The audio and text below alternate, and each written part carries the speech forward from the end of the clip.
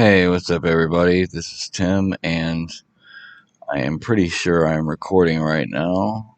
Yeah, it looks like it. So I'm gonna go ahead and keep going. I've been paying uh Trading View. I refuse to pay them, so they're putting up these ads. So I might have to keep exiting them off. But I'm here to talk about gaps today, guys. Gaps are a pretty reliable way to make some simple trades that are profitable on the charts, and you can see them right here, guys. You see this big gap right here? That's not normally on a regular chart. I mean, we can go over here to the Aurochs chart, which has your regular Bitcoin, but there's no gaps. You see, like the gaps that we see on that other chart. You know what I mean? And what's the difference? There's not really much of a difference. You could tell the prices look pretty similar. I mean, but what's the difference between the chart with the gaps and the chart without the gaps? I'm going to go ahead and remove all the drawing tools. There we go. So this is your normal chart, no gaps. Now let's go back to you see how the symbol Bitcoin 1 with the exclamation point, that's how you pull up the gap chart. It's called the CME, a Chicago Mercantile Exchange. So that is a type of exchange that has been open for years, guys, and it closes on Saturday and Sunday. So every Saturday and Sunday, you see this is where if you see a gap, that's probably because there was a weekend or a holiday. There may be a gap after a holiday as well. You know what I mean? Like this, where's the 25th? It doesn't look like, yeah, it does look like there was one on the 25th. You see what happened? The 25th happened. We went from around 24,000 all the way up to about 26,500 before we started the next day, which was the 27th. Was the next day it was open. So there was actually it was actually closed for 3 days, 24th through the 27th. So that was Christmas Day and the weekend. I'm sorry, so I'm a little confused here, but holidays are included, so there will be a gap on some of these holidays. Some holidays you see, but anyways, now that we're talking about gaps and you kind of understand how they form, okay? So like Friday, we closed the market here at 29,265. When we opened that following Monday, you could see the dates change down here. Look, from this day, it was the 31st. The very next candle is the 3rd of January. So that means it took 4 days for this candle to form, which is not normal. It usually takes 2. So this was actually quite a big gap. And so we went from 33,000 all the way down to 29,500. So about $3,500 gap right there. And look what happened. Less than 8 hours later, we dropped to fill it. That happens very often, guys. This is called filling the gap. Because look, the gap was created back here. I'm going to take this off real quick. All right, you see this gap was created right here. Here, I'm going to draw a square.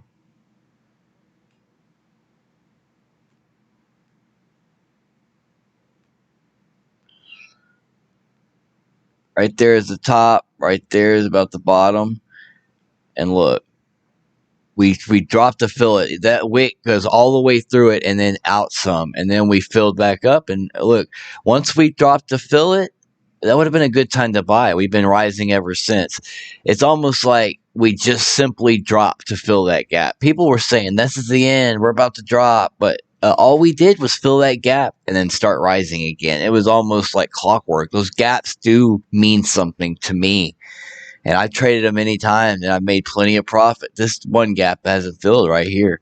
There's lots of gaps that haven't filled, guys. Now, I'm not saying there's more gaps. There are tons more gaps that have filled than that have not filled. You know what I mean? So I'd say 90% of gaps fill within a week of forming, and about maybe 85% fill within the next 12 hours of forming. You know what I mean? Like this one right here. Now, this gap right here is still active, guys. It's about right there.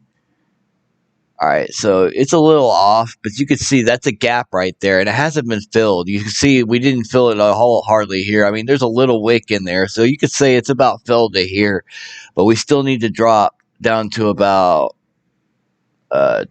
about 23,500, I would, or 23,700 to say this gap is filled. So, it's just something to think about whenever on the way back down, guys. We may end up filling some of these gaps that were left over on the way up. And there's a gap right here. It's a tiny little gap like that. You can see it, and it filled. You can see it was only 12 hours and it filled. Those gaps right there are where you can make quick buck. You know what I mean? If you learn how to trade those gaps, guys, look, you could have, bought or you could have set yourself up to know that this drop was going to happen after the weekend because there was a big gap. And if you want to play those gaps, you had to play the risk with the reward. The risk reward ratio has to be there. And this had a big reward ratio because look how big that gap is, $3,500. If you would have went into Tether and then rebought at this wick, you would really have made a good lick. And that's what trading is all about, guys, is taking advantage of these situations when and where you can. And the gap right here hasn't filled yet. There's a gap down here that hasn't filled yet. But these are all bearish gaps, guys. These because they're always going up. You know what I mean? If you're going up, you always have to come back down to fill the gap. But on the way down, like if you're coming down the chart and you make a gap and then open up here, that's a bullish gap. And I'm going to show you guys an example of that because it's easier to show you than just talk about it. I'm going to try to find a gap on the way down because the gap on the way down is what I really want to show you because that's a bullish gap. And the ones there's one right here. All right, so you see, this one's a pretty self-explanatory, guys. We started the weekend off at 10,000, and when we opened up the next weekend, we were at 8,800. So that's a $1,200 drop over the weekend. Which Phil, look, we filled it.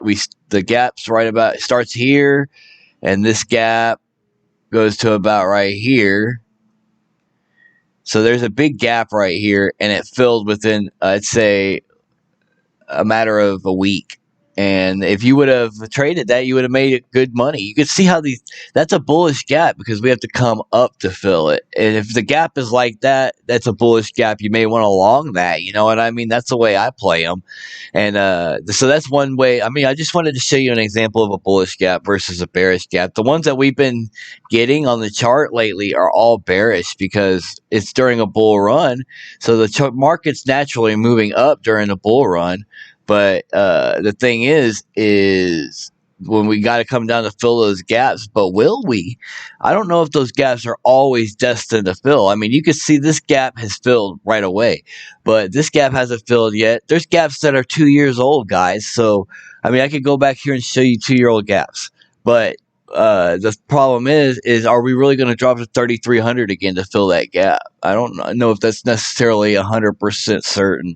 These gaps are still a science to me that I'm experimenting with. But you can see what I'm talking about. If you want to look at the CME futures gap, that's a Chicago Mercantile Exchange. You need to come to this. You can go to TradingView and type in BTC1 ! And it will bring you to this. I usually just go to Google and type in Bitcoin CME future chart, and it will automatically bring you to the link to this chart. So that way you can open it up, no problem. You don't have to worry about typing anything in.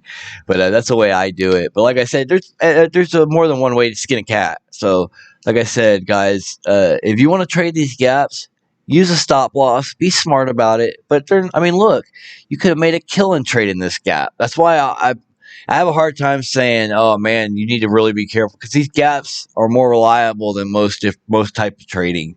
If you only traded gaps, I'm confident you can make some money. And that's why I wanted to show you guys the benefit of learning how to read a CME chart. Look, there's a gap here that hasn't filled yet, so that kind of leads you to believe maybe there will be a dip, and maybe 23,500 might be a good area to look for some support. I mean, look, we had some support in this area.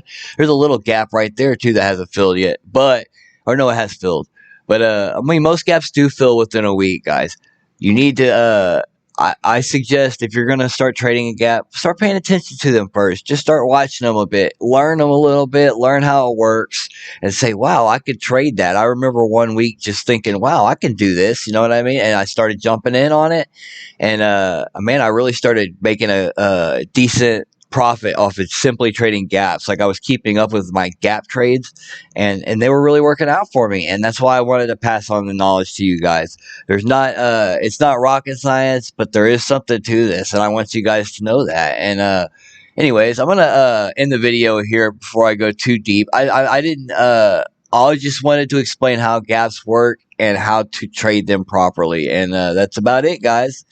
Have a good one, and if you have any questions, leave them in the comment section below, and I'll get to you as soon as possible. Thanks.